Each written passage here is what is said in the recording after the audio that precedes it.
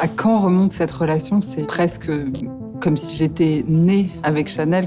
Je pense à des photos de ma maman qui était enceinte de moi, magnifiques photos de Karl. Elle portait du Chanel. Et plus récemment, pour mon mariage, où j'ai porté une des dernières robes de Karl, de sa collection de couture. Et c'est Virginie qui avait repris la robe pendant les essayages. Et donc ça symbolisait pour moi vraiment ce passage de Karl à Virginie. Virginie, depuis que je suis toute petite, toujours venait me voir pendant les essayages et on sent qu'elle aime vraiment ce moment où une femme s'approprie un vêtement.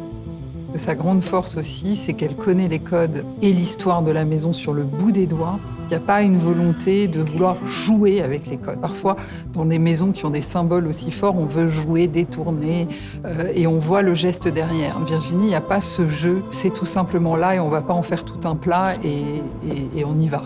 Voilà. Ce que je trouve assez génial dans cette collection de Virginie, c'est que c'est vraiment le vestiaire féminin idéal. Il y a absolument des tenues pour tout, pour s'amuser, pour aller à la plage, pour se promener. C'est vraiment une femme en mouvement qu'elle a imaginé. Donc j'ai trouvé ça très plaisant de porter la collection pour ce shooting. Et j'étais très émue de faire ces photos à la Vigie, qui est une maison sur les hauteurs de Monaco, qui est chargée d'histoire pour moi puisque c'était l'ancienne maison de Karl. Ma collaboration, c'est le fait d'être porte-parole, de pas juste être une égérie et d'avoir la possibilité, en tout cas, de porter les valeurs de la maison, de les incarner, d'être quelque part un passeur. Je peux pas me séparer de ce qui fait ce que je suis, qui est dire une passion pour la littérature. Et donc, les rendez-vous littéraires de la rue Cambon, c'est une idée qui m'est venue assez spontanément.